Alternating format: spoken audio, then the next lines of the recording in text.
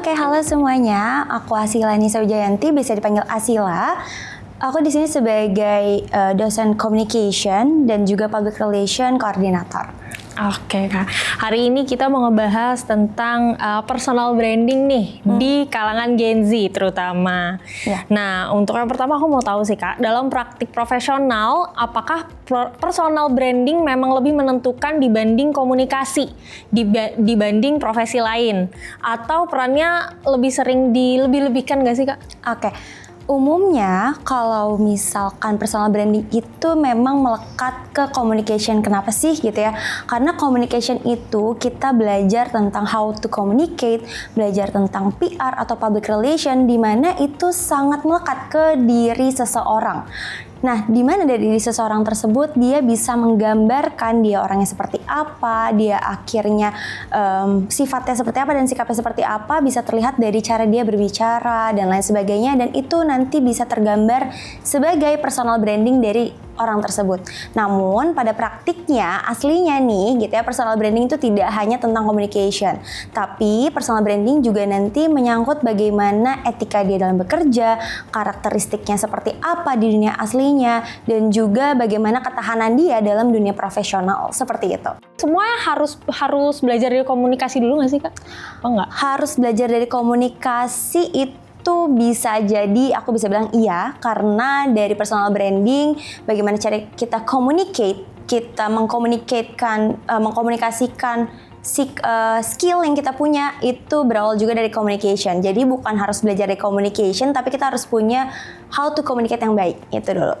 Oke, berarti itu jadi skill pertama yang harus dilakuin. Yes. Oke, untuk yang kedua nih Kak, pada peran komunikasi yang di balik layar, kayak strategis, analis, atau penulis, seberapa relevan sih personal branding di reputasi institusi?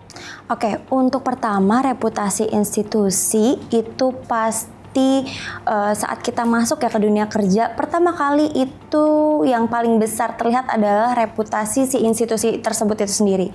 Jadi kita masuk, yang pertama kali dilihat oleh orang-orang adalah reputasi institusi tersebut bagus atau tidak dan lain sebagainya. Karena itu bisa dilihat dari teman-teman pasti memilih suatu institusi karena teman-teman tahu nih udah research kalau misalkan oh ternyata institusi itu bagus, oh institusi itu tidak bagus gitu. Itu yang pertama.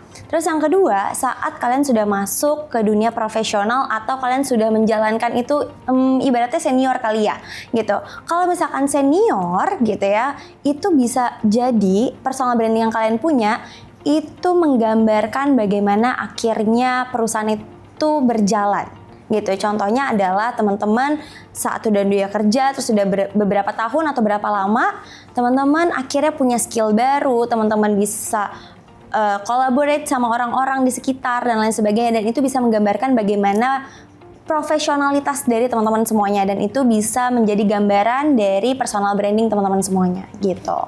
Oke, berarti personal branding juga nggak harus selalu dari startnya, dari mulai masuk ke sebuah perusahaan ya, tapi juga bisa dibangun sambil bekerja juga ya Kak ya. Betul. Oke, kemudian di mana sih batas antara professional branding yang autentik dengan pencitraan strategis yang wajar dalam dunia profesional? Apakah ini bergantung pada seberapa selaras citra dengan realitas atau seberapa kelanjutan citra itu saat diuji oleh pengalaman kerja nyata? Oh oke. Jadi kalau untuk masalah itu personal branding, kalau misalkan dihubungkan sama citra, itu ibaratnya gini, kita harus melihat atau kita membangun personal branding berdasarkan realitas kita yang sesungguhnya, berdasarkan realitas. Karena personal branding yang nggak sesuai realitas biasanya itu nggak bertahan lama, itu kuncinya. Jadi personal branding harus inline sama realitas. Karena kalau misalkan kita menjalankan realitas di kita kehidupan sehari-hari, itu akan capek sendiri menjalankannya karena kita harus berpura-pura terus menjadi orang lain, sedangkan di satu sisi itu adalah personal branding kita gitu. Makanya bisa dibilang bahwa personal branding harus selaras sama realitas. Terus kemudian personal branding harus selaras juga sama skill dan kemampuan yang sebenarnya kita punya gitu. Karena kalau misalkan kita membranding, let's say aku jago banget nih buat video, aku jago banget public speaking, tapi akhirnya atau aslinya itu skillnya itu tidak sesuai sama apa yang menjadi personal brandingnya. Nah itu akan menjadi permasalahan lagi. Nah makanya itu harus inline, harus seimbang antara personal branding dan juga realitas yang kalian punya gitu. Oke, kalau misalkan aku pengen nanya juga sih Kak, kalau misalkan ternyata case-nya gini, sebenarnya personal brandingnya nggak bagus-bagus banget Kak, tapi kan tetap dibutuhin nih personal branding di sebuah perusahaan. Itu gimana caranya biar yang biasa aja ini jadi kelihatan oke nih Kak untuk kebutuhan pekerjaan? Oke, ini masalah untuk profesional ya. Iya. Oke, jadi personal branding itu perlu teman-teman, itu perlu banget karena ibaratnya kita lagi menjual gitu ya, lagi menjual diri kita, bagaimana kira kita bisa menarik di mata orang lain. Nah, tapi balik lagi, apa kalian berkaca setelah membangun personal branding, apakah ini sesuai sama ini aku banget gitu. Terus yang kedua, apakah itu saat nanti diuji, kalian misalkan anggap aja personal branding kalian akan diuji, apakah kalian merasa kalian akan lolos? Karena kalau enggak, itu akan menjadi senjata makan tuan. Karena nanti kalian akan ke limpungan sendiri, gimana akhirnya oh gue udah terlanjur nih personal brandingnya A gitu, tapi pas saat dites ternyata enggak, itu akan menjadi justru personal branding kalian, oh dia bohong sama personal brandingnya. Kalian milih yang mana, bagus di awal tapi nggak enak di akhir, atau seperti apa? Oke, jadi itu berarti masing-masing ya Kak, gimana harus bisa bikin personal brandingnya bagus dan sesuai dengan realitasnya ya Kak. Oke, next nih, apakah kecenderungan mahasiswa terlalu sibuk terlihat profesional dibanding menjadi profesional? Apakah ada kompetensi yang sering diabaikan mahasiswa nih, padahal sangat menentukan kredibilitas di lapangan? Oke, nah itu benar ada kecenderungan, karena kenapa? Karena kita dituntut untuk, bukan kita kali ya, mahasiswa kali ya. Mahasiswa dituntut untuk memiliki citra profesional karena mereka akan masuk ke dunia profesional, for sure gitu ya. Mereka harus masuk, tapi perlu diingat juga bahwa skill itu juga penting teman-teman. Jadi personal branding itu penting, itu bisa dilihat dari, bisa digambarkan melalui CV teman-teman, portofolio teman-teman semuanya, tapi itu juga penting diimbangi dengan kemampuan teman-teman untuk hard skill-nya. Contohnya critical thinking-nya, bagaimana teman-teman bisa let's say menulis naskah, bagaimana teman-teman bisa membuat video, bagaimana teman-teman bisa melakukan hal yang sesuai sama apa yang akan teman-teman lakukan ke depannya di dunia profesional. Let's say teman-teman akan menjadi public speaker gitu ya. Berarti teman-teman harus bisa nih public speaking yang bagus. Terus teman-teman mau menjadi video editor, berarti teman-teman harus bisa nih memiliki kemampuan editing video dan lain sebagainya. Gitu. Jadi balik lagi itu perlu diimbangi teman-teman. Gitu. Oke, kalau gitu kan sebenarnya skill dan personal branding seperti harus berdampingan ya Kak. Tapi kalau misalkan disuruh pilih, mendingan personal branding dulu atau punya skill dulu sih Kak? Oke, jadi jawabannya adalah skill dulu atau personal branding dulu. Aku lebih prefer memilih skill terlebih dahulu. Kenapa? Skill itu nantinya, personal branding itu sebenarnya bisa terbentuk bukan hanya dari diri kita, tapi dari juga namanya word of mouth, di mana orang-orang di sekitar kita nantinya akan memberikan testimoni. Misalkan kita mengerjakan project dan kita sudah berhasil dengan meluangkan atau memberikan skill kita yang maksimal di situ, orang-orang akan sendirinya nanti akan membentuk bahwa oh kalau misalkan mau mengerjakan project A sama dia aja, kalau mengerjakan project B sama dia aja, karena selama berjalannya project itu personal branding bisa dibentuk. Misalkan contohnya teman-teman tepat waktu, teman-teman bisa memegang integritas, teman-teman memiliki kredibilitas dalam proyek tersebut, itu nanti lama-kelamaan akan terbangunlah kredibilitas tersebut dan personal branding sebagai orang yang kredibel, sebagai orang yang memiliki skill, sebagai orang-orang yang berintegritas gitu, itu akan terbangun sendirinya. Nah, tapi gitu ya, bukan berarti personal branding dilupakan, tapi harus berjalan bersamaan. Gitu, jadi sambil mengerjakan project dan skill teman-teman yang skill teman-teman asah, sambil juga teman-teman membangun personal branding. Dilihat dari mana, bisa dibangun dari CV-nya, bisa dibangun dari portofolio, bisa pelan-pelan mulai masuk ke sosial media juga. Gitu. Oke. Nah, kalau gitu nih Kak, tapi sekarang permintaan industri kan sekarang beda-beda nih. Sesuai ininya aja ya gitu, apa kebutuhan para industrinya gitu. Tapi kan kalau ngomongin personal branding dan skill yang dipunya, pasti kan butuhnya beda-beda nih Kak. Apakah harus menyesuaikan sama industri atau ya udah deh kita yang kita bisa aja gitu. Misalkan kayak skill aku cuma bisa editing. Apakah aku harus terus-terusan nge-branding aku bisa editing tapi aku boleh sih belajar yang lain juga skillnya biar bisa punya personal branding yang lain gitu Kak. Atau punya satu dulu aja. Oke.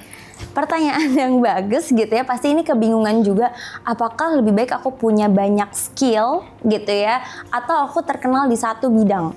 Jadi bahkan ada peneliti gitu ya menyatakan bahwa lebih baik kamu memiliki satu skill tapi kamu perdalam gitu, dibandingkan kamu memiliki banyak skill tapi itu sifatnya surface atau cuma di permukaan aja, karena nantinya orang-orang tuh akan bingung ini tuh sebenarnya dianya bisanya apa ya. Kalau misalkan mau video editing tapi nggak bisa-bisa banget, kalau mau public speaking nggak bisa-bisa banget, mau communication tapi nggak bisa banget, mau jadi matematis gitu ya itu tapi nggak bisa-bisa banget, terus apa jadi yang kalian bisa gitu, yang kalian bisa sumbangkan, yang kalian bisa lakukan secara profesional. Maka dari itu gitu ya, lebih baik menekuni satu bidang. Tapi perlu diingat juga bahwa profesionalitas gitu ya yang kalian bangun itu tetap harus inline juga sama kira-kira kebutuhan pasar tuh seperti apa. Misalkan tadi kakak cuma bisa video editing gitu ya, video editing. Nah, apakah itu inline dengan kebutuhan pasar? Terus tiba-tiba mendingan yang digali itu adalah video editing seperti apa yang lagi disukai banget sama pasar. Mending yang digali adalah seperti itu dibandingkan kakak tiba-tiba nyoba jadi misalkan jadi jualan, misalkan entrepreneur tiba-tiba gitu. Mendingan cari tahu dulu apa yang bisa diperdalami lagi di bidang kakak, itu pasti banyak banget. Gitu. Oke. Jadi gimana caranya biar mahasiswa komunikasi itu tetap menjaga integritasnya secara profesional ketika tuntutan industri itu lagi berubah-berubah nih Kak, lagi tuntutannya ada banyak gitu. Gimana caranya mahasiswa biar tetap berintegrasi nih dengan personal branding yang udah mereka punya? Oke.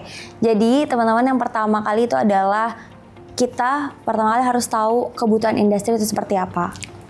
Terus kedua, lihat dulu perusahaan yang kalian apply dulu, itu dari pertama kali banget, soalnya kita bisa membangun personal branding.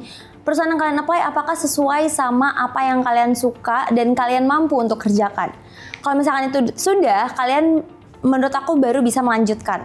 Karena kalau misalkan dari awal sudah terpaksa, kalian akan susah untuk membangun personal branding, karena balik lagi itu nggak sesuai sama realitas teman-teman semuanya. Teman-teman akan terpaksa mengerjakannya. Terus abis itu gimana cara menjaga integritas, memastikan bahwa pertama apa yang kalian kerjakan itu inline gitu ya, inline sama apa yang dibutuhkan sama perusahaan. Yang kedua itu adalah meminta feedback, karena pasti kita namanya masih belajar, jadi kita butuh feedback gitu ya dari perusahaan, kita harus melakukan apa dan lain sebagainya. Terus yang ketiga gitu ya, kita juga harus menjaga integritasnya adalah dengan memastikan bahwa apa yang kita kerjakan itu sesuai dengan KPI atau PI atau capaian yang memang atau menjadi objektif lah dari campaign tersebut, dari tugas yang kita kita berikan gitu ya. Terus habis itu yang keempat, kita jangan waktu awal masuk, balik lagi kita tarik ke belakang gitu ya, jangan bohong di CV. Mungkin kalian ingin cepat di hire tapi ternyata pas dites, pas kalian dikasih tugasnya, tada, tidak bisa apa-apa. Nah, jangan sampai seperti itu, karena itu akan menghilangkan kepercayaan gitu. Oke, yang terakhir nih Kak, kasih motivasi atau mungkin ada masukan penting, ada poin penting yang mau dikasih buat mahasiswa, terutama ya mahasiswa, karena kan sebentar lagi akan masuk ke dunia kerja nih. Untuk membentuk personal branding juga kan harus disiapin nih dari awal ya. Kira-kira ada masukan yang paling penting nggak sih Kak, yang singkat, padat, jelas? Boleh silakan.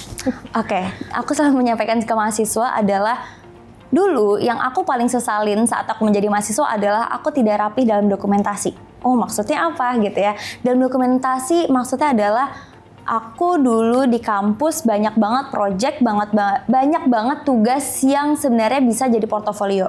Tapi aku tidak melakukan dan menata dokumentasi aku itu atau tugas-tugas aku dengan baik.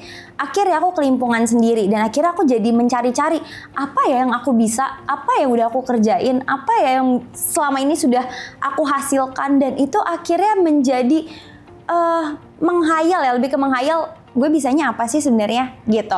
Itu yang pertama. Terus habis itu yang kedua teman-teman, silahkan perhatikan dan memanfaatkan waktu sebisa mungkin dan sebaik mungkin selama di kelas, baik di teori maupun praktikum, karena nanti kalian akan baru ngeh apa sih, kenapa tujuannya kalian harus belajar itu. Terus yang ketiga adalah kalian bangun CV dan portofolio dari sekarang, ikutlah gitu ya berbagai macam kegiatan, jangan sampai kalian hanya menjadi kupu-kupu. Kalau kupu-kupu di kampus nggak apa-apa, kalian cari kegiatan yang di luar.